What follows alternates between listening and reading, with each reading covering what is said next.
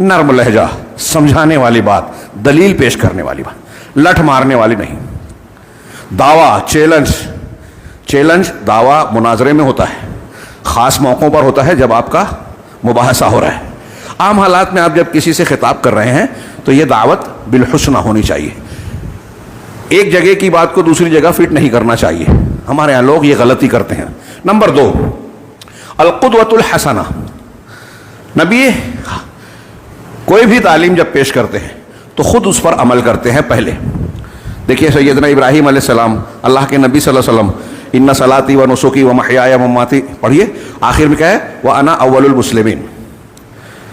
اللہ نے مجھے حکم دیا ہے کہ میری زندگی، نماز، روزہ سب اللہ کے لیے ہو، اسی کی عبادت کروں، اس کا کوئی شریک نہیں، اسی کا مجھے حکم دیا گیا ہے. ہاں، لا شریک لہ وبذالک امرت وانا اول المسلمین، اور میں سب سے پہلا ماننے والا ہوں. آمن الرسول بما انزل الیہ من ربہ والمؤمنون، رب کی جانب سے جو نازل کیا گیا ہے اس پر رسول بھی ایمان لائے اور مومنین بھی. سب سے پہلے رسول ایمان لائے. تو اللہ تعالیٰ نے جو تعلیم دے کر انہیں بھیجا ہے، رسول خود پہلے اس پر ایمان لاتے ہیں، اس پر عمل کرتے ہیں. تو رسول قدوہ حسنہ بنتا ہے. تو دوسری دعوت و تبلیغ میں حضرت شعیب کی دوسری حکمت اور طریقہ، اسلوب کیا بتایا کہ انہوں نے وہ قدوہ دعوت اللہ کے معاملے میں بہترین نمونہ بنے. آج ہمارے یہاں فلاں اور فلاں کو پیش کرتے ہیں لوگ، میں نام کیا لوں، دعوت کا یا دین کا تھوڑا موڑا کام کرتے ہیں، اخبار میں، سوشل میڈیا پہ، اخبارات میں ایسا چھاپتے ہیں کہ ایسا لگتا ہے کہ ان کی دعوت کے نتیجے میں دنیا میں جو ہے توحید کا، دین کا غلغلہ مچ گیا، شور ہنگامہ، اور کچھ اثر وثر نہیں ہے. دکھاوا ہوتا ہے، فوٹو چھپتے ہیں، تقریریں آتی ہیں، ہاں تصویریں چھپتے ہیں، اخبار میں رپورٹ آ رہی ہے، لیکن حقیقی زندگی میں اس کے اثرات ہمیں دکھائی دیتے ہیں. ایک آدمی 20 سال سے دین میں لگا ہوا ہے اور آپ اس سے پوچھیں کہ شرک کس کو بولتے ہیں، نہیں معلوم. بدعت کسے کہتے ہیں، نہیں پتہ. شرک اور بدعت کے نقصانات کیا ہیں، اس سے کتنا چوکنا رہنا چاہیے، ان کو بتایا ہی نہیں گیا. نتیجہ یہ ہے کہ دین میں لگے ہیں، شرک بھی کر رہے ہیں، بدعت بھی کر رہے ہیں. کون سا دین سیکھ رہے ہو بھائی؟ نبی والا دین تو نہیں سیکھ رہے ہو. اگر نبی والا دین سیکھنے جائیں گے تو سب سے پہلا سبق توحید کا ہے، سب سے پہلا سبق شرک کے رد کا ہے. نبی کی سنت اختیار کرنے کا مطلب یہ ہے کہ بدعات کا رد کریں. ہم ہر قسم کی بدعات کو بھی اختیار کریں اور دعوت کا نام بھی لیں، غلط بات ہے، غلط دعویٰ ہے، دھوکہ ہے. قرآن کے ان تعلیمات اور واقعات کو ہم رد کرتے ہیں اپنی زندگی میں.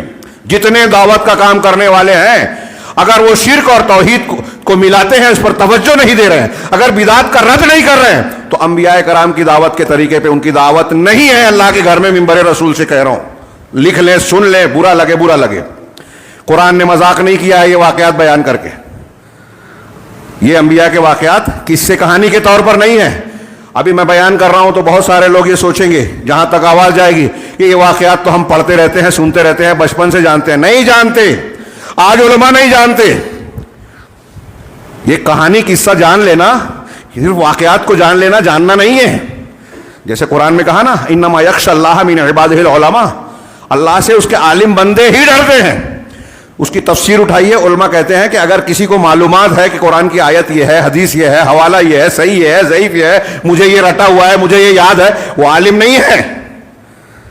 حقیقی عالم قرآن کے معیار پر وہ ہے جو معلومات کے ساتھ ساتھ اللہ کی خشیت اور خوف دل میں رکھے. اگر اللہ کا ڈر نہیں ہے تو وہ حقیقت میں عالم دین نہیں ہے.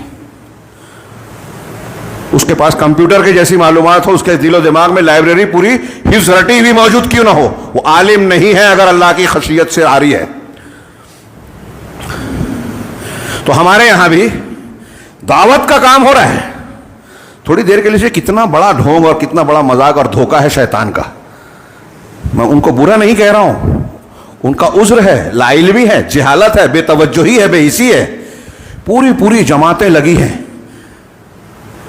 پیسہ خرچ کرتے ہیں، وقت دیتے ہیں، صلاحیتیں لگاتے ہیں، لیکن دعوت کا کام نبی کے طریقے کی بجائے مولانا فلاں، شیخ فلاں، پیر صاحب، فلاں بزرگ، ان کے نام ان کے طریقے پہ چل رہا ہے.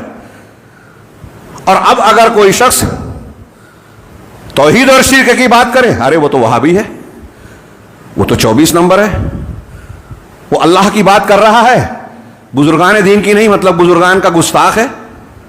یعنی آپ اگر نبیوں والی دعوت دینے کی بات کریں تو مختلف قسم کے الزامات ہیں.